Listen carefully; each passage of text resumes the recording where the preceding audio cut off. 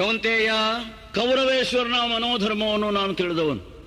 ಕೌರವೇಶ್ವರನು ಯಾವುದಕ್ಕೂ ಈ ಕಾರಣನಾದಾನು, ಸಕಲ ಆಪತ್ತನ್ನು ಪರಿಹರಿಸುವಲ್ಲಿ ಮುಂದಾದಾನು ಎಂಬ ಆತ್ಮವಿಶ್ವಾಸವನ್ನು ಇಟ್ಟುಕೊಂಡೇ ನನ್ನನ್ನು ಕಾಪಾಡಿದ. ಆದ ಕಾರಣ ಕೌರವನ ಮನಸ್ಸಿಗೆ ವಿರೋಧವಾಗಿ ನಾನು ದುಡಿದದ್ದರಿಂದ ಪ್ರಪಂಚಕ್ಕೆ ಕಲ್ಯಾಣವಾಗುವುದಿದ್ದರೂ ಕೂಡ ಅದು ನನಗೆ ಒಗ್ಗದ ವಿಷಯ. ಹಾಗಾಗಿ ನನ್ನ ನಿರ್ಧಾರವನ್ನು ಹೇಳ್ತೇನೆ. ಏನ್ ನಿರ್ಧಾರ? ನಿನ್ನಲ್ಲಿ ಗುಟ್ಟೇನು. ಕೌರವ ಪಾಂಡವರ ಯುದ್ಧದಲ್ಲಿ ಕೌರವನು ಎಷ್ಟು ಉತ್ಸಾಹಿಯೋ ಅಷ್ಟೇ ಪ್ರೇರಕನು ನಾನು ಕೌರವನಿಗೆ. ನೀನೇ ಪ್ರತ್ಯಕ್ಷ ಕಂಡಿರುವಿ. ನೀನು ಸಂಧಾನದ ಪ್ರಯತ್ನಕ್ಕೆ ಬೇಕಾದಂತಹ ಮಂಡನೆಯನ್ನು ಮಂಡಿಸಿದಾಗ, ಹೌದು, ಕೌರವೇಶ್ವರ ನನ್ನ ಮುಖವನ್ನು ನೋಡಿ ಕರ್ಣ ಕೇಳಿದೆಯಾ ಅಂತ ಹೇಳಿದ್ದರ ಅರ್ಥ ಏನು? ನಾನು ನಿನ್ನನ್ನು ಅನುಮೋದಿಸ್ತೇನೋ ಕೌರವನನ್ನು ಅನುಮೋದಿಸ್ತೇನೋ ಅಂತ ಸಭೆಯಲ್ಲಿ ಇತ್ಯರ್ಥವಾಗಬೇಕು ಅಂತ. ಆಗ ಕೌರವನನ್ನೇ ಪ್ರೋತ್ಸಾಹಿಸಿದವ ನಾನು. ಅದು ಮಾತ್ರ ಅಲ್ಲ, ಕರ್ಣಾರ್ಜುನರ ವಿರೋಧ ಇಂದು ನಿನ್ನೆ ಹುಟ್ಟಿದ್ದಲ್ಲ. ಹೌದು, ಅದು ಕೌರವರ ಪಾಂಡವರ ಈ ಭೂಮಿಯ ಪ್ರಶ್ನೆಯಲ್ಲಿ ಬಂದದ್ದಲ್ಲ. ಪಾರ್ಥಯೇವ ಧನುರ್ಧರ ಎಂಬಂತಹ ಮಾತು ಕೇಳಿದವಾಗ ನಿಲ್ಲಿಸಬೇಕದನ್ನು ಅಂತ ಆಕ್ಷೇಪಿಸಿದವ ನಾನು. ಹಾಗಾದ್ರೆ ಇತ್ಯರ್ಥ ಆಗಿಯೇ ತೀರಬೇಕು ನಾನು ಅವನು. ಅಂದೇ ನಾವು ವೈಯಕ್ತಿಕವಾಗಿ ಪ್ರತಿಜ್ಞಾಬದ್ಧರಾಗಿದ್ದೇವೆ. ಈಗ ಮಹಾಭಾರತದ ಮಹಾಸಂಗ್ರಾಮವನ್ನು ತಪ್ಪಿಸಿದರು. ಕರ್ಣಾರ್ಜುನರ ಹಣಾಹಣಿಯನ್ನು ತಪ್ಪಿಸುವುದಕ್ಕೆ ಕರ್ಣಾರ್ಜುನರ ಪ್ರತಿಜ್ಞೆ ಪ್ರತಿಬಂಧಕವಾಗಿ ನಿಲ್ತದೆ. ಅರ್ಜುನ ತನ್ನ ಪ್ರತಿಜ್ಞೆಯನ್ನು ಹಿಂತೆಗೆಯಲಾರ. ನೀನು ಹೇಳಿದರೂ ಹಿಂತೆಗೆದರೆ ಅವನಿಗೆ ಅಪವಾದ ಬರ್ತದೆ. ಆದ ಕಾರಣ ನನಗೊಂದು ವೇದಿಕೆ ಸಿಕ್ಕಿಯದೆ ಅಷ್ಟೇನೆ. ವೈಯಕ್ತಿಕವಾಗಿ ಕರ್ಣಾರ್ಜುನರಿಗೆ ಇದ್ದಂತಹ ಈ ದ್ವಂದ್ವದ ಸ್ಪರ್ಧೆ ಇದು. ಈರ್ಷೆ ಅಲ್ಲ, ಅಸೂಯೆ ಅಲ್ಲ, ದ್ವೇಷ ಅಲ್ಲ. ಕೌರವೇಶ್ವರನಿಂದ ಒಂದು ನಿರ್ಮಾಣವಾಗಿದ್ದೇವೆ ರಂಗ. ಈ ರಂಗ ನಿರ್ಮಾಣ ಆದದ್ದರಿಂದ ನನಗೆ ವೈಯಕ್ತಿಕವಾಗಿ ಧನ್ಯತೆಯೂ ಕೌರವನಿಗಿದ್ದಂತಹ ರಾಜ್ಯದ ಆಸಕ್ತಿಯು ಪ್ರಪಂಚದ ಮುಂದೆ ನಾಳೆ ಇತ್ಯರ್ಥವಾಗುವುದಕ್ಕಿದೆ. ಕೃಷ್ಣ, ಯುದ್ಧಕ್ಕೆ ಹಿಂಜರಿಯುವವನಲ್ಲ ನಾನು. ಆದ ಕಾರಣ ಕೃಷ್ಣ, ನನ್ನ ತೀರ್ಮಾನ ಏನು? ಏನು ನಿನ್ನ ತೀರ್ಮಾನ? ಓ ಸರಸೆಯಾಂಬಕ, ನಿನ್ನ ಮುಂದೆ ದಿಟ್ಟತನದಿಂದ ಪ್ರತಿಜ್ಞೆ ಮಾಡ್ತೇನೆ ಅಂತ ತಿಳ್ಕೊಳ್ಬೇಡ. ಇದರ ಒಳಗಿದ್ದಂತಹ ಭಾವ ಬಹಳ ಮಿದುವಾದದ್ದು, ಆದರೆ ನುಡಿ ಮಾತ್ರ ಕಠೋರ. ನಾಳೆಗೆ ಯುದ್ಧಾಂಗಣದಲ್ಲಿ ನೀನು ಮೆಚ್ಚುವಂತೆ ಅರ್ಜುನನು, ಭೀಮನು, ಇನ್ನು ಯಾವನೋ ಬರಲಿ, ಅವರಲ್ಲಿ ಕಾಡಿ ಹೋರಾಡಿ ನನ್ನ ಕರ್ತವ್ಯ ಪ್ರಜ್ಞೆಯಿಂದ ಮಣ್ಣಿನ ಮಗನಾಗಿ ಹುಟ್ಟಿ ಇನ್ನೂ ಮಣ್ಣಿನ ಗಂಧದಲ್ಲೇ ಬಾಕಿದ್ದವರಿಂದ ಗುರುತಿಸಲ್ಪಡುವಂತಹ ನಾನು ಮಣ್ಣಿಗೆ ಮಣ್ಣಾಗಿ ಹೋದೆ. ಅಲ್ಲಿ ನಿನ್ನ ಅನುಗ್ರಹವನ್ನು ಸಂಪಾದಿಸಿಯೇನೆಂಬ ಆತ್ಮವಿಶ್ವಾಸ. ಈ ಹೆಚ್ಚು ಹೊತ್ತು ಮಾತಾಡಕೂಡುದು. ಯಾಕೆಂದರೆ ಕೌರವೇಶ್ವರ ಬಲುದೊಡ್ಡ ರಾಜಕಾರಣಿ. ಬಹಳ ಹೊತ್ತು ನಾವು ಗುಸುಗುಸು ಮಾತಾಡ್ತಾ ಇದ್ರೆ ಇಲ್ಲಿ ಏನಾದರೂ ನಡೆಯುತ್ತಾ ಇದೆಯೋ? ಕೃಷ್ಣ, ನೀನು ದಕ್ಕಿಸಿಕೊಳ್ಳಬಲ್ಲೆ. ನಮಗೆ ಜೀರ್ಣವಾಗಲಿಕ್ಕಿಲ್ಲ. ನನ್ನಷ್ಟಕ್ಕೆ ಬಿಡ್ತೀಯ? ನಿನ್ನನ್ನು ಯಾರೆಂದು ಎಚ್ಚರಿಸಿದ್ದೇನೆ. ಆದೀತು, ವಿಧಿಯ ಇಚ್ಛೆ ಇದ್ದಾಗೆ ಆಗಲಿ.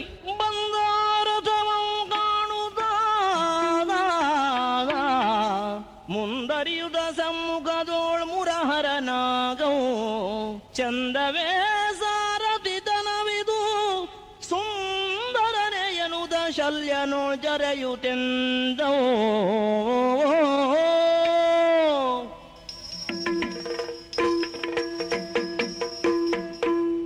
ಮಹಾಭಾರತ ಸಂಗ್ರಾಮ ಆರಂಭವಾಗಿ 17 ದಿನಗಳು ಕಳೆದವು. ಏನು ಇನ್ನು ಉಳಿದದ್ದು ಅರ್ಧ ದಿನ ಮಾತ್ರ. 17ರಲ್ಲಿ ಹಿಂದೆ ಕರ್ಣನ ವ್ಯಕ್ತಿತ್ವವನ್ನು ಭೇದಿಸುವುದಕ್ಕೆ ನಾನು ಪ್ರಯತ್ನಿಸಿದೆ. ಸ್ವಲ್ಪ ಮಟ್ಟಿಗೆ ಸಫಲನೂ ಆಗಿದ್ದೇನೆ. ಈ ಹೊತ್ತು ನೋಡುತ್ತೇನೆ, ಕರ್ಣ ಮತ್ತು ಶಲ್ಯ ಒಟ್ಟಾಗಿ ಮುಂದೆ ಬರುತ್ತಿದ್ದಾರೆ. ಶಲ್ಯನ ಸಾರಥ್ಯ, ಅವನ ವ್ಯಕ್ತಿತ್ವವನ್ನು ಸ್ವಲ್ಪ ಮಟ್ಟಿಗೆ ಅಲುಗಾಡಿಸಬೇಕಾಗಿದೆ. ಮಾತನಾಡಿಸುತ್ತೇನೆ. ಶಲ್ಯ, ಏನು? ಸ್ವಾಮಿ, ಶಲ್ಯ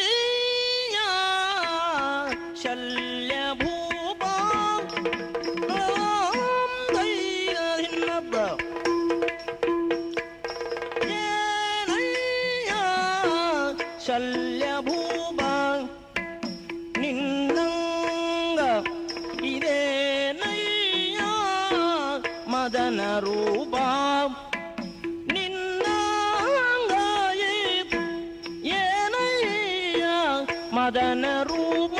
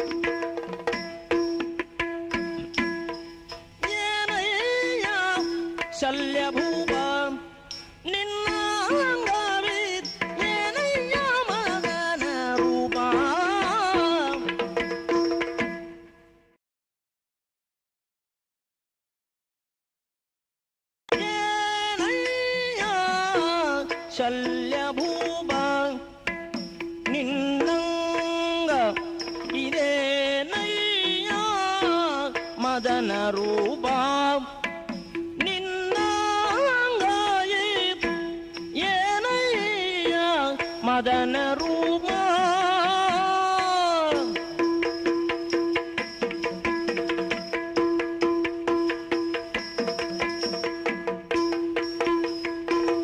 ಭೂನಾದ ನಿನಗೆ ಸಾರಥಿ ದನವಿದು ಭೂನಾದ ನಿನಗೆ ಸಾರಥಿ ತನವಿದು ಹೀನ ವೃತ್ತಿಗಳೇ ಕೈಯ ಹೀನ ವೃತ್ತಿಗಳೇ ಕೈಯ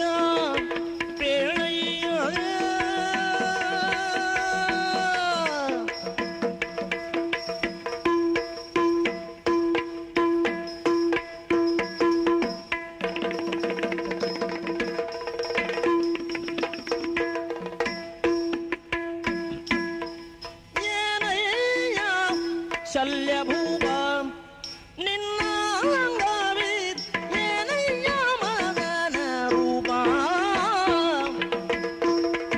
ಏನಯ್ಯ ಏನು ಇದೆಂತ ವಿಚಿತ್ರಗಳನ್ನು ನಾವು ಕಾಣುವಂತಾಗಿದೆ ಈಗ. ಯಾವುದು? ಯಾಕೆಂದರೆ ಮದ್ರ ಭೂಪಾಲನಾದಂತಹ ನೀನು, ಅಪ್ರತಿಮ ವೀರನಾಗಿರುವಂತಹ ನೀನು ಮಹಾರಥಿಯಾಗಿ ಮುಂದೆ ಬಂದಿದ್ದರೆ ನಾವೆಲ್ಲ ಮೆಚ್ಚಬಹುದಿತ್ತು. ಅರಸನಾದಂತಹ ನಿನಗೆ ಈ ದುಷ್ಕರ್ಮವ್ಯಾಕೆ? ಸಾರಥ್ಯವನ್ನು ವಹಿಸುವಂತಹ ಹೀನ ಕೆಲಸವನ್ನು ಮಾಡಿದೆಯಾ? ಅಯ್ಯ, ಇದೆಂತ ಆಭಾಸ, ನಾಚಿಕೆಗಡಲ್ವೇ ನಿನಗೂ ಈ ಕೆಲಸವೇ ಅರಸ? ಶ್ರೀಕೃಷ್ಣ, ಹರಿ ನಿನ್ನ ಮಹಿಮೆಯನು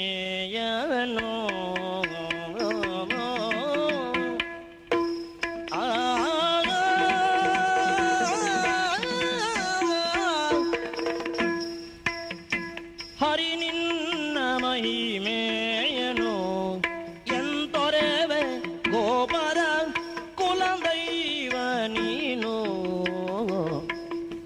ಎಂತೊರೆವೆ ಗೋಪರ ಕುಲದೈವ ನೀನು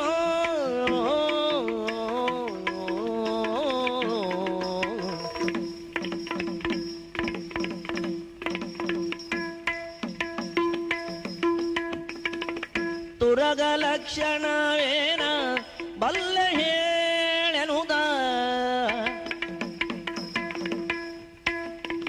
ತುರಗ ಲಕ್ಷಣ ಏನ ಬಲ್ಲೆ ಹೇಳೆನುದಲೆ ಜರೆದ ಸನ್ನುತಿ ಬೆರೆದು ಕೈ ಮುಗಿನೋ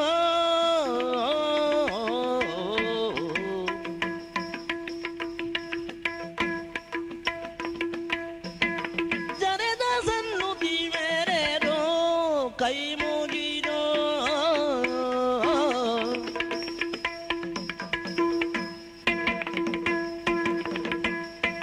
ತುರಗ ಲಕ್ಷಣವೇನ ಬಲ್ಲೆ ಹೇಳನುದ ಜನರ ಸನ್ನುತಿವೆನೆದು ಕೈ ಮುಗಿದೋ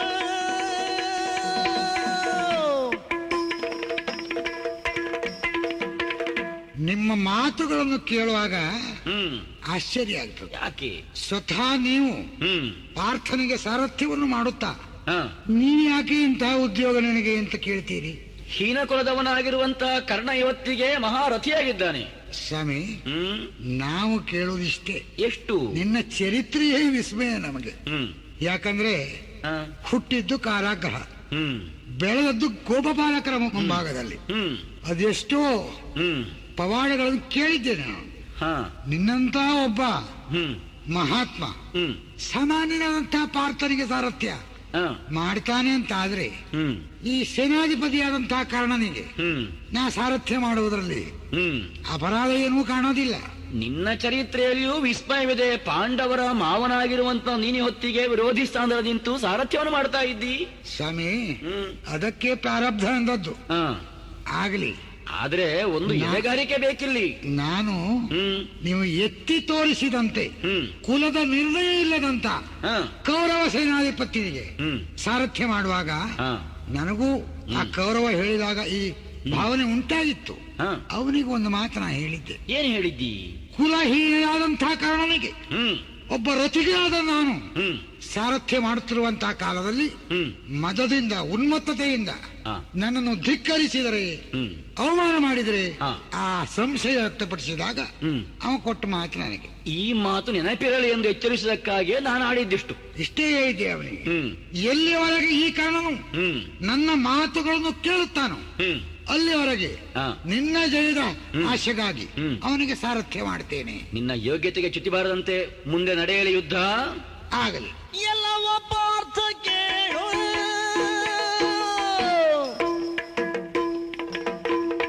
ಎಲ್ಲವ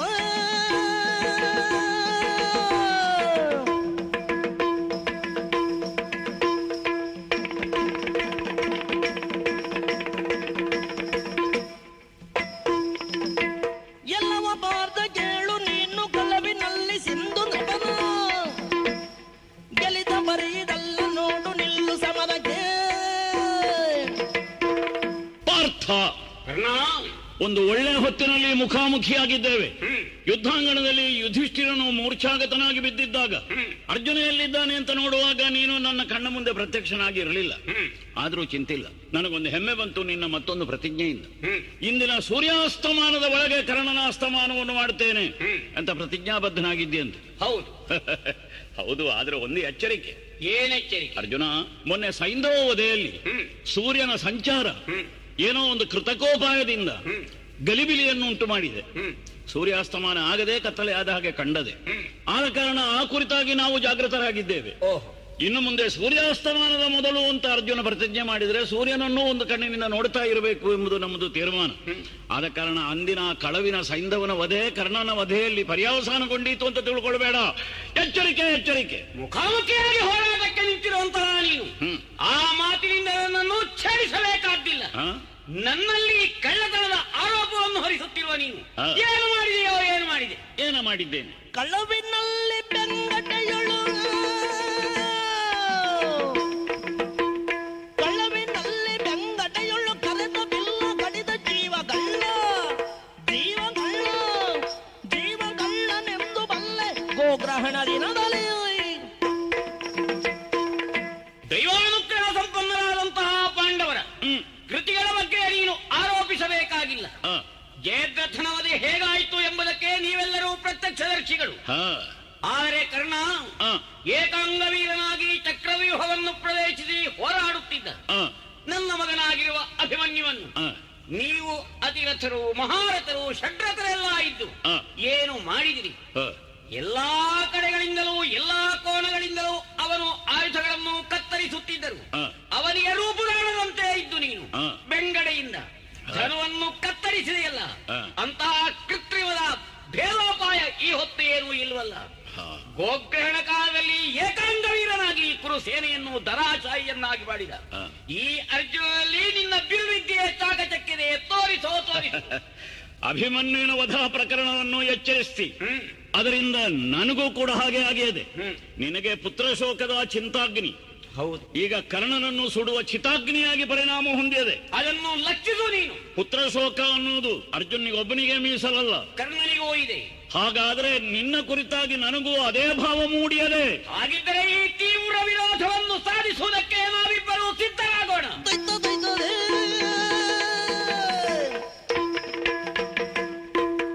ನಾನು ಹೂಡಿದ ಶರಣ ಪ್ರಭಾವ ಏನು ಎಂಬುದನ್ನು ಕರ್ಣ ತಿಳಿದುಕೋ, ತಿಳಿದುಕೋ. ಆ?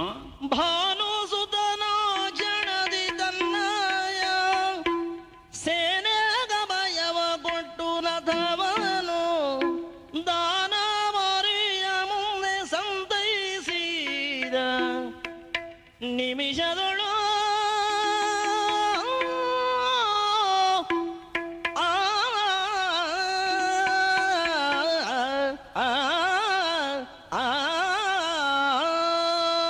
ಛೇ, ಏನು ಬಾಣವನ್ನೆಸೆದ ಅರ್ಜುನ! ಒಮ್ಮೆ ರಥ ಆಕಾಶಕ್ಕೆ ಏರಿ ಕಾಲಿನ ಒದೆತಕ್ಕೆ ಸಿಕ್ಕಿದ ಕಾಲ್ಚೆಂಡಿನಂತೆ ಗಿರ್ರನೆ ತಿರುಗಿ ಯುದ್ಧಾಂಗಣದಿಂದ ಎಷ್ಟು ಯೋಜನೆ ಹಿಂದೆ ಬಂದು ನಮ್ಮವರೆಲ್ಲ ಕಂಗಾಲಾಗಿದ್ದಾರೆ ಈ ಅದ್ಭುತವನ್ನು ಕಂಡು. ಆದ್ರೆ ಒಂದುಂಟು, ಇದಕ್ಕೆ ಪ್ರತಿಕ್ರಿಯೆಯನ್ನು ಮಾಡೋದಕ್ಕಿಂತ ಮೊದಲು ಚದರಿ ಹೋಗುತ್ತಿರುವ ನನ್ನ ಜನರಿಗೆ ಧೈರ್ಯವನ್ನು ನಾನು ಹೇಳಬೇಕು.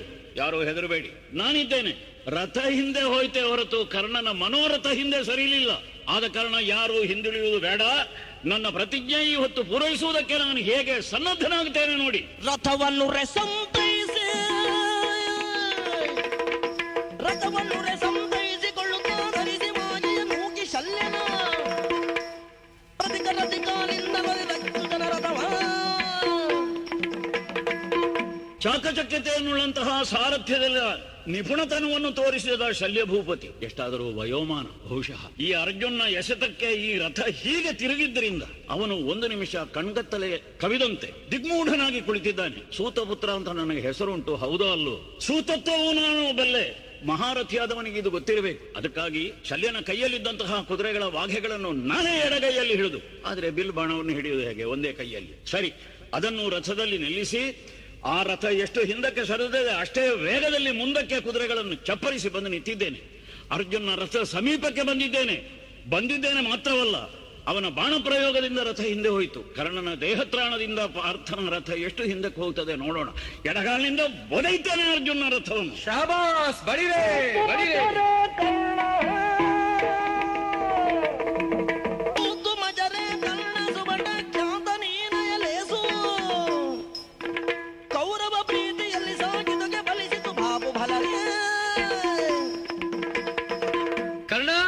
ನೀನು ಮಾಡಿದಂತ ಈ ಮಹಾ ಸಾಹಸವೇ ಅಲ್ಲ, ಇದಕ್ಕಿಂತ ಹೆಚ್ಚಿಗೆ ನೀನು ಮಾಡಬೇಕಾದದ್ದೇ ಇಲ್ಲ.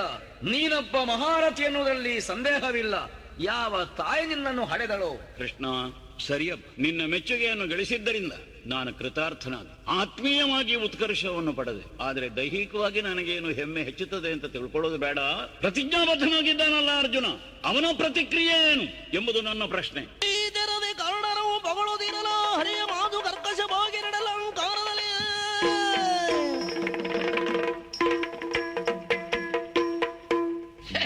ಇದಂತಹ ವಿಕಿ. ಕರ್ಣಾರ್ಜುನರಾದ ನಾವು ಹೋರಾಡುತ್ತಾ ನಮ್ಮ ಬಾಣಗಳ ಎಸದಿಂದ ಏನು ಪರಿಣಾಮವಾಗುತ್ತಿದೆ ಎಂಬುದರತ್ತ ಲಕ್ಷ್ಯವನ್ನು ಕೊಟ್ಟರೆ ಶ್ರೀಕೃಷ್ಣ ಒಂದೇ ಸಮನೆ ಕರ್ಣನನ್ನು ಹೊಗಳಲಾರಂಭಿಸಿದನೆ.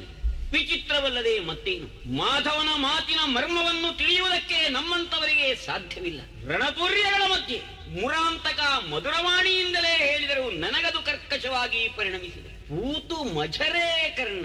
ಇಂತಹ ನುಡಿಗಳನ್ನು ಕೇಳಿದ ಮೇಲೆ ನಾನು ಕರ್ಣನನ್ನು ಎದುರಿಸುವುದಕ್ಕೆ ಮುಂದಾಗಬೇಕು. ನನ್ನ ಬತ್ತಳಿಕೆಯಲ್ಲಿರುವ ಅಮೋಘವಾದಂತಹ ಶರಗಣಿಯನ್ನು, ನನ್ನ ಈ ಗಾಂಡೀವಲ ಝೇಂಕೃತಿಯಿಂದ ವಿರೋಧಿಗಳು ನಡುಗುತ್ತಾ ಉರುಳುತ್ತಿರುವುದೇನು? ಈ ಲಕ್ಷ್ಯವೇ ಇಲ್ಲದೆ ಯಾಕೆ ಹೊಗಳಿದೆನು? ಈ ಕರ್ಣನ ರಥವನ್ನು ಕ್ಷಣಾರ್ಧದಲ್ಲಿ ಸಾಧೆಗಳ ಕಡೆಗೆ ಎಸೆಯುವುದಕ್ಕೆ ಶಕ್ತನಿದ್ದರೂ ಕೃಷ್ಣ ಹೀಗೆ ಮಾಡಿದ ಮೇಲೆ ನಾನೇನು ಮಾಡಲಿ? ಅಯ್ಯೋ, ಈ ಧನಸ್ಸನ್ನು ಕೆಳಗಿಡ್ತೇನೆ. ಶ್ವೇತವಾಹನ ಕೇಳು ಕರ್ಣನವರುಥಮೋ ಘಾತಿಸುವಣಿಗೂ ಸಮರ್ಥತೆಯಲ್ಲ. 14 ಭೂತಳವು ಎನ್ನ ಜಠರೊಳಗುಂಟು. 14 ಭೂತಳವು ಎನ್ನ ಜಠರದೊಳಗುಂಟು. ನವಖಂಡದೊಳಗೊಬ್ಬನೇ ಮಾರುತಿ. ನವಖಂಡದೊಳಗೊಬ್ಬನೇ ಮಾರುತಿ.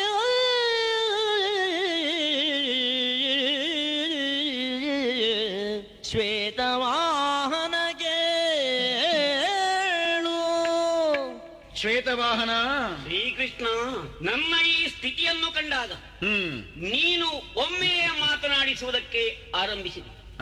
ಉಳಿದವರಾಗುತ್ತಿದ್ದರೆ ಯುದ್ಧರಂಗದಿಂದ ಹೊರಟೇ ಹೋಗುತ್ತಿದ್ದರೇನು? ನಾನು ಕುಳಿತಿದ್ದೇನೆ. ನಿಲ್ಲು.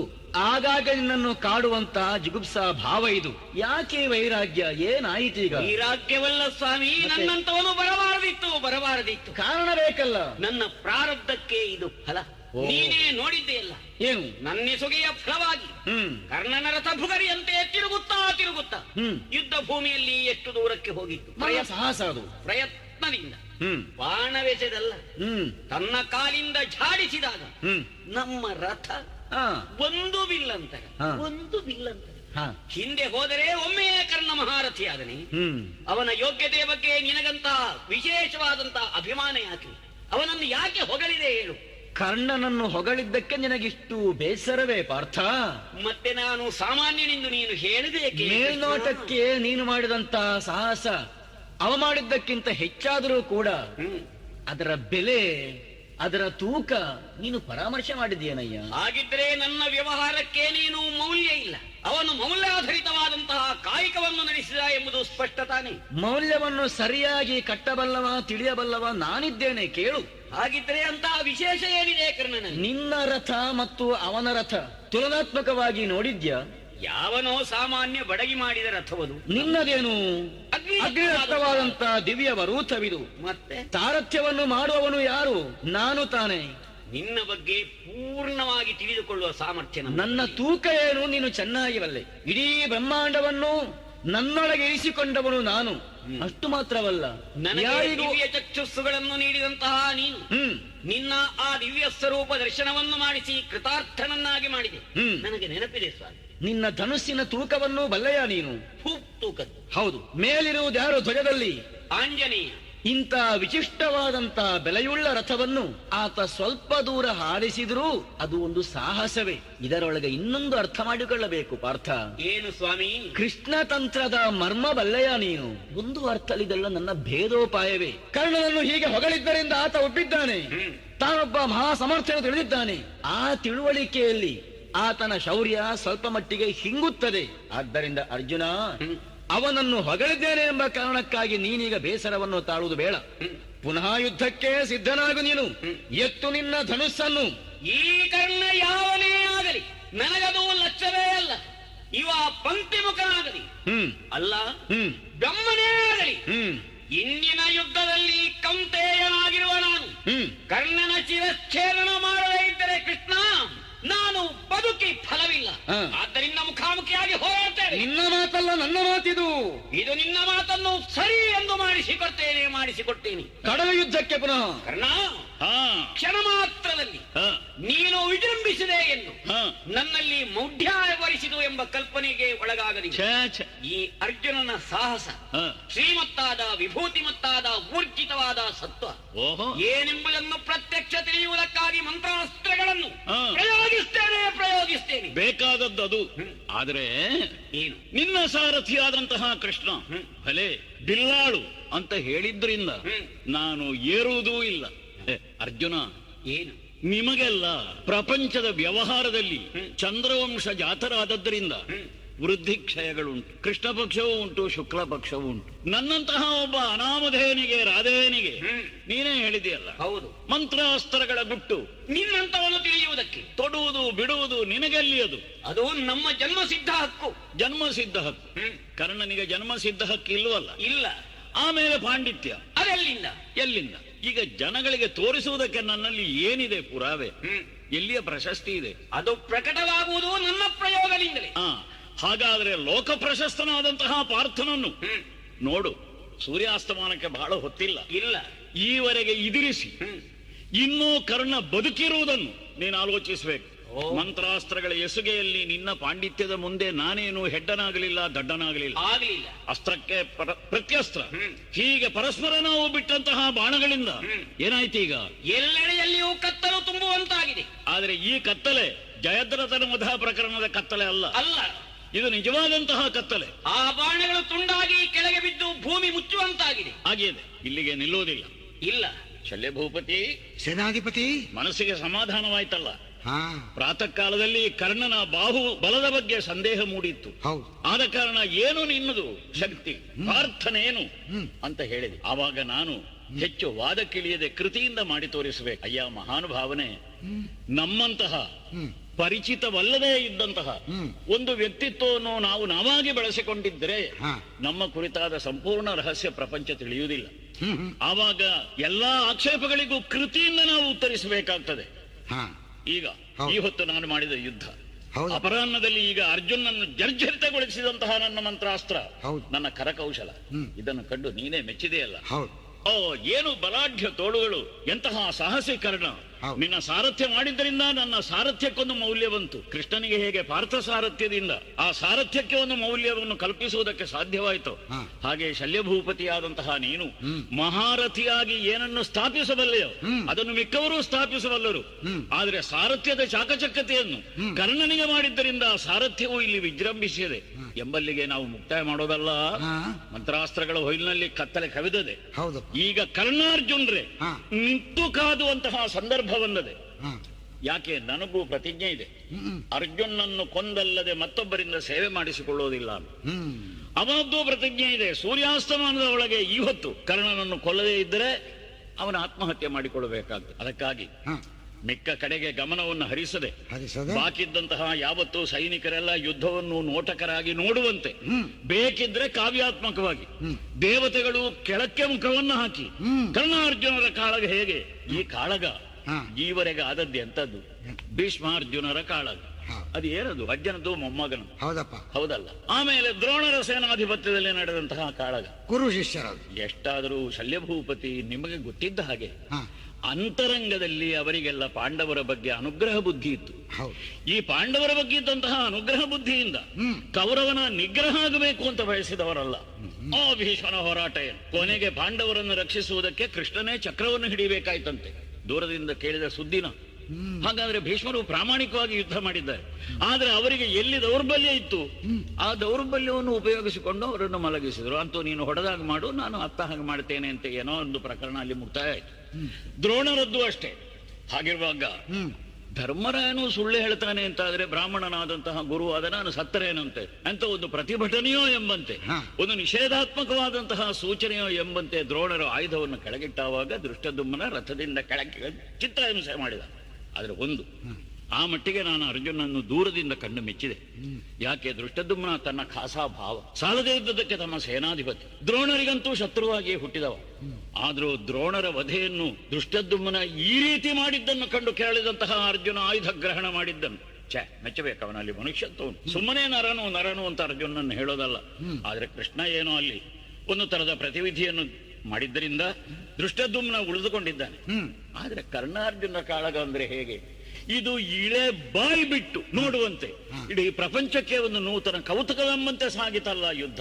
ಹೌದು. ಆದ್ರೆ ಇಲ್ಲಿಗೆ ಮುಗಿಯುವುದಿಲ್ಲ, ಮುಕ್ತಾಯ ಅಂತೂ ಆಗ್ಲಿಲ್ಲ. ಭೂಪತಿ, ಗುರುದತ್ತವಾದದ್ದು ಅಮೋಘವಾದಂತಹ ಅಸ್ತ್ರಗಳು ಇನ್ನೂ ಇದೆ. ನೀ ಎಲ್ಲಿ ಅಭ್ಯಾಸ ಮಾಡಿದ್ದೀನಿ? ನೀ ಎಲ್ಲಿ ಮಂತ್ರಾಸ್ತ್ರ ಅಂತ ಅರ್ಜುನ ಹೇಳಿದ್ದಾನಲ್ಲ, ಬಹುಶಃ ಈ ಸಂದೇಹ ನಿನಗೂ ಇರಬಹುದು. ಇದೋ ಬತ್ತಳಿಕೆಯಿಂದ ತೆಗೆದಿದ್ದೇನೆ, ನೋಡ್ತೀಯೋ? ಸರ್ಪಮುಖಿ ಬಾಣ ಇದು. ಹೌದಾ? ಸರ್ಪಮುಖಿ ಬಾಣ. ಬಾಣ ಅಂತ ಹೇಳಿದ್ರೆ ಕೇವಲ ಶಸ್ತ್ರ, ಇದು ಅಸ್ತ್ರ ಅಲ್ಲ. ಇದು ಅಸ್ತ್ರವಾಗಿ ಕಾಣುವವರ ಕಣ್ಣಿಗೆ ಶಸ್ತ್ರವಾಗಿಯೇ ಕೆಲಸ ಮಾಡಬೇಕಿದ್ರೆ ಇದಕ್ಕೊಂದು ಮಂತ್ರ ಪಠಿಸಬೇಕು. ಪರಶುರಾಮದತ್ತವಾದಂತಹ ರುದ್ರ ಮಂತ್ರವನ್ನು ಮನಸಾ ಧ್ಯಾನಿಸಿ ಈ ಸರ್ಪಮುಖಿ ಅಸ್ತ್ರಕ್ಕೆ ಅಲ್ಲ ಶಸ್ತ್ರಕ್ಕೆ ಅಸ್ತ್ರತ್ವವನ್ನು ಈಗ ಆರೋಪಿಸ್ತಾ ಇದ್ದೇನೆ. ಅದೋ ನೋಡು, ಜೀವಂತ ಹಾವಿನಂತೆ ಉಸುಗುಡುತ್ತದೆ. ನಾಲಿಗೆಯನ್ನು ಹೊರಕ್ಕೆ ಹಾಕಿದೆ, ವಿಷವನ್ನು ಉಗುಳುತ್ತಾ ಉಂಟು. ಆಕಾಶದಲ್ಲಿದ್ದ ಹಕ್ಕಿಗಳೆಲ್ಲ ಗರಿಸುಟ್ಟು ಕೆಳಕ್ಕೆ ಬೀಳ್ತಾ ಇದ್ದಾರೆ. ನಮ್ಮವರೆಲ್ಲ ಭಲೆ ಭಲೆ ಅಂತ ಜಯಘೋಷವನ್ನು ಮಾಡ್ತಾ ಇದ್ದಾರೆ. ಪ್ರತಿಪಕ್ಷದಲ್ಲಿ ಕೋಲಾಹಲ ಉಂಟಾಗಿದೆ. ಮಾತ್ರವೋ ನೀಲವರ್ಣದ ಕೃಷ್ಣನೇ ಬೆಳಗಾಗಿದ್ದಾನೆ. ಅರ್ಜುನ ಮುಖ ಕಪ್ಪಾಗಿದೆ. ಇದರಿಂದ ತೀರ್ಮಾನವೇ ಹೇಗೆ? ಗುರುದತ್ತವಾದಂತಹ ಈ ಸರ್ಪಮುಖಿ ಬಾಣದಿಂದ ಈ ಹೊತ್ತು ಅರ್ಜುನ ತಲೆ ಕೆಳಕ್ಕೆ ಬೀಳ್ತದೆ. ಆದರೆ ಸಾರಥಿ ಹೇಗೆ? ಅರ್ಜುನ ವಧೆ ಲೋಕ ಕಲ್ಯಾಣಕಾರಕ ಆಗ್ತದೋ ಇಲ್ಲೋ ಅಂತೂ ಭೂಪತಿಯಾದಂತಹ ಕೌರವನಿಗೆ ಭಾಗ್ಯದಾಯ. ನಿನ್ನ ಸಾರಥ್ಯಕ್ಕೆ ಒಂದು ಶೋಭೆ. ಆದ ಕಾರಣ ಅರ್ಜುನ ಕೊರಳಿಗೆ ಗುರಿ. ಎಲ್ಲಿಗೆ? ಕೊರಳಿಗೆ. ಅರ್ಜುನ ಕೊರಳಿಗೆ ಗುರಿ ಇಟ್ಟಿದೆ. ಸ್ವಲ್ಪ ಸಾರಥ್ಯ ಆದ ನಿನ್ನದ್ದು ಕೂಡ ಒಂದು ಮೇಲ್ನೋಟ ಬೇಕಾಗ್ತದೆ. ಯಾಕೆ? ಅಮೋಘವಾದಂತಹ ಅಸ್ತ್ರ, ಇದು ವ್ಯರ್ಥವಾಗಬಾರದು. ಅರ್ಜುನ ಕೊರಳಿಗೆ ಸರಿಯಾಗಿಯೇ ಉಂಟಲ್ಲ. ಎಲೆ ಭಾನುಜಾತ ಕೇಳಸ್ತ್ರದ ಮಹಿಮೆಯ ನೆಲೆಯರಿಯದೆ ಹೂಡಿದೆ ನಳಿನಾಚನಾದನ ರಥದೊಳಗಿಯ ನಿನ್ನ ಗೆಲುವರೆ ಬಿಡುವನೇನೇ. ಕರ್ಣ, ಏನು? ನೀನು ಹೂಡಿದಂತ ಶರವನ್ನು ಕಂಡಾಗ ಅಥವಾ ಇಷ್ಟು ಹೊತ್ತಿನವರೆಗೆ ನೀನು ಮಾಡಿದಂಥ ಆ ಯುದ್ಧ, ಪ್ರಯೋಗಿಸಿದಂತ ಮಂತ್ರಾಸ್ತ್ರಗಳು, ಇದನ್ನೆಲ್ಲ ಕಂಡಾಗ ಪೂರ್ವ ನನ್ನಲ್ಲಿದ್ದಂತಹ ಭಾವನೆಗಳು ಎಲ್ಲ ನಶಿಸಿ ಹೋಗಿದೆ. ಹೌದಲ್ಲ ಕರ್ಣ? ಕೌರವನ ಏಳ್ಗೆಗಾಗಿ ಹ, ಅವನ ಜಯದಕ್ಕಾಗಿ ಹ, ಈಗ ನೀನು ಸುತ್ತಂತಹ ಬಾಣದಿಂದ ಸಾಧಿಸುತ್ತೇನೆ. ಹೌದು. ಆದ್ರೆ ಹ, ಅದನ್ನು ನೀನು ಹಿಡಿದಂತ ಗುರಿಯನ್ನು ಕಂಡಾಗ ಓಹೋ, ನನ್ನ ಮನಸ್ಸಿಗೆ ಉಂಟಾದಂತಹ ಭಾವನೆ, ಏನು? ಹೀಗೆ ಪ್ರಯೋಗಿಸಿದರೆ ಹ, ಖಂಡಿತ ಪಾರ್ಥನ ಕಂಠವನ್ನು ಕತ್ತರಿಸಲಾರದು. ಹಾಗಂದ್ರೆ ಕೆಲವು ಅಸ್ತ್ರಗಳ ವಿಶೇಷವಾದಂತ ಆ ಕೊಡುಗೆ, ಹ, ಅದರ ಮರ್ಮವೇ ಬೇರೆ ಇರುತ್ತದೆ. ಹ, ಅಷ್ಟೇ ಅಲ್ಲ, ಹ, ಪಾರ್ಥನ ಸಾರಥಿ ಯಾರು?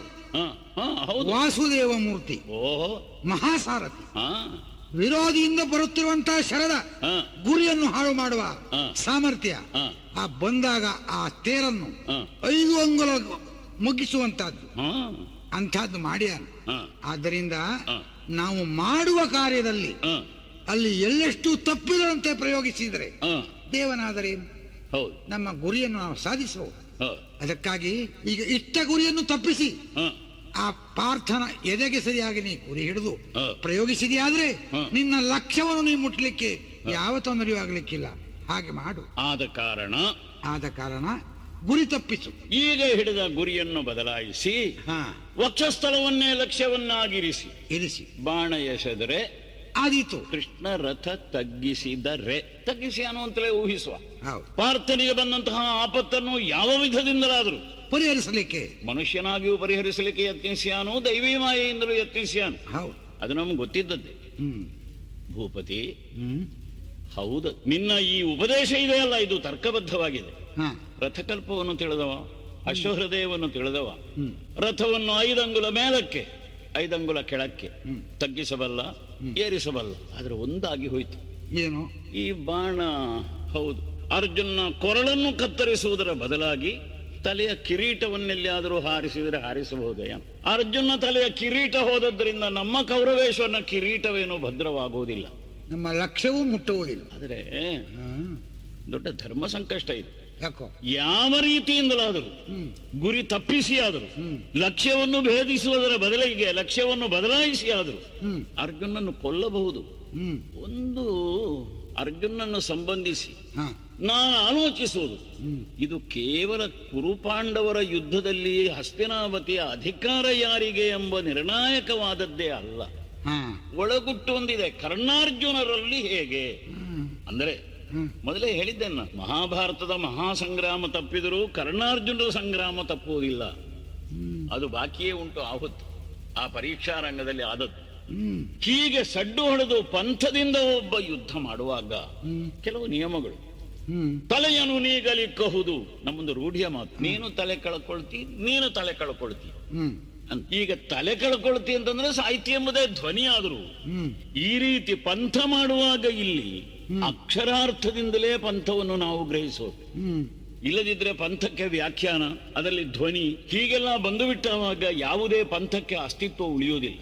ಹ್ಮ್ ಆದ ಕಾರಣ ತಲೆ ತೆಗೆದೇನು ಅಂತಂದ್ರೆ ಕುತ್ತಿಗೆ ಕತ್ತರಿಸಿ ಏನು ಎಂಬ ಅರ್ಥಕ್ಕೆ ನಾವು ಬರಬೇಕಾಗ್ತದೆ. ಹ್ಮ್ ಹಾಗಾಗಿ ಒಂದು ಶರಸಂಧಾನ, ಹ್ಮ್ ಈ ರೀತಿಯಾದಂತಹ ಮಾತುಗಳು ನಾಳೆಗೆ ಒಂದು ಹ್ಮ್ ಪ್ರತಿಸ್ಪರ್ಧಿಯಲ್ಲಿ ಆಚರಿಸಬೇಕಾದಂತಹ ಆಚರಣೆಗೆ ಈ ಕಟ್ಟುಪಾಡು, ಹ್ಮ್ ಶತ್ರುವಧೆಯಲ್ಲಿ ಕಟ್ಟುಪಾಡಿಲ್ಲ. ಈ ವಿವೇಚನೆಯಿಂದ ನನಗೆ ತೋರ್ತದೆ, ಹ್ಮ್ ಕರ್ಣ ಸಣ್ಣವನಾಗಿ ಬಿಟ್ಟಾನೋ ಅರ್ಜುನ ಹಾಗೆ ಸತ್ತರೆ ಅಂತ ನನ್ನ ಮನಸ್ಸಾಕ್ಷಿ ಒಪ್ಪೋದಿಲ್ಲ. ಪಂಥದಲ್ಲಿ ನೇರ ಹೋರಾಟ, ಹಾ ಅಲ್ಲಿ ಯುದ್ಧ ತಂತ್ರ ಇಲ್ಲ. ಹ್ಮ್ ಯುದ್ಧ ತಂತ್ರದಲ್ಲಿ ಹೌದು, ವಿರೋಧಿಯ ನಾಶವೇ ನಮ್ಮ ಉತ್ಕರ್ಷ. ಹ್ಮ್ ಆದ ಕಾರಣ ಹ್ಮ್ ಈವರೆಗೆ ಸಾಗಿ ಬಂದದೆ ಈ ಪಂಥ. ಹ್ಮ್ ಅಕ್ಷರಾರ್ಥದಲ್ಲಿ ಸಾಗಿ ಬಂದದೆ. ಅರ್ಜುನನು ಪಾಲಿಸಿದ್ದಾನೆ, ನಾನು ಪಾಲಿಸಿದ್ದೇನೆ. ಹಾ ಭೂಪತಿ, ಹ್ಮ್ ನಿನ್ನ ಸಲಹೆಯನ್ನು ಹ್ಮ್ ಅತ್ಯಂತ ಅರ್ಥಪೂರ್ಣವಾದದ್ದು ಅಂತ ಮನಸ್ಸಾ ಒಪ್ಪಿ ಹ್ಮ್ ಕೃತಿಯಲ್ಲಿ ಮಾತ್ರ ನಾನು ತಿರಸ್ಕರಿಸ್ತೇನೆ. ನೀನು ಮನನೊಂದುಕೊಳ್ಳಕೂಡದು, ಗುರಿ ಬದಲಾಯಿಸುವುದಿಲ್ಲ. ಇದೇ ಗುರಿಯಿಂದ ಹ್ಮ್ ನೋಡೋಣ ಹೇಗೆ. ಏನಾದರೂ ಒಂದಾಘಾತ ಆದೀತು ಸ್ಪಷ್ಟ ತಾನೆ. ನಾಳೆಗೊಂದು ವಿವೇಚನೆ ಬಂದೀತು. ಶಲ್ಯಭೂಪತಿ ಹೇಳಿದ ಹಾಗೆ ಕರ್ಣ ಹ್ಮ್ ವಿರೋಧಿಯ ದಮನಕ್ಕಾಗಿ ಹ್ಮ್ ಆ ಕೊರಳಿಗೆ ಹಿಡಿದದ್ದನ್ನು ಎದೆಗೆ ಹಿಡಿತಿದ್ರೆ ಅರ್ಜುನ ಸಾಯ್ತಿದ್ದ. ಬುದ್ಧಿವಂತರು ತಾರ್ಕಿಕರು ಈ ರೀತಿ ತೀರ್ಮಾನ ಮಾಡಿದರೆ ನನ್ನ ಹೆಸರಿಗೆ ಕಳಂಕ ಏನೂ ಇಲ್ಲ. ತಿದ್ದುಪಡಿ ಮಾಡಲಿಲ್ಲ, ಮಾತು ತಪ್ಪಲಿಲ್ಲ. ಶಲ್ಯಭೂಪತಿ ಹಾ. ಛೇ, ಸಾರಥ್ಯದ ಗುಟ್ಟು, ಯೋಧನ ಗುಟ್ಟು, ಸಂಪೂರ್ಣ ಮನನ ಮಾಡಿದಂತಹ ಒಬ್ಬ ಯುದ್ಧಶಾಸ್ತ್ರ ಪಂಡಿತ ಹಾ. ಎಂಬುದು ಉಳಿಯುತ್ತದೆ ಎಂಬಲ್ಲಿಗೆ ನಾವು ಒಪ್ಪಂದಕ್ಕೆ ಬಂದು, ಹಾ. ಈಗ ಇಟ್ಟ ಗುರಿ ಇದೆಯಲ್ಲ, ಹಾ. ಈ ಗುರಿಯಂತೆ ಬಾಣ ಏನು ಕೆಲಸ ಮಾಡ್ತದೆ ನೋಡೋಣ ಅಂತ ಎಸೈತೇನೆ ಅರ್ಜುನ ಕುತ್ತಿಗೆಗೆ. ಅರಿಗೆ ಇನ್ನೊಂದುಂಟು ತೊಡು ಮರಳಿ ಬೇಗ ಬರಿಗಿ ಅರ್ಜುನನ ಶಿರ ಕಡಿಮೆ ಎಂದರೆ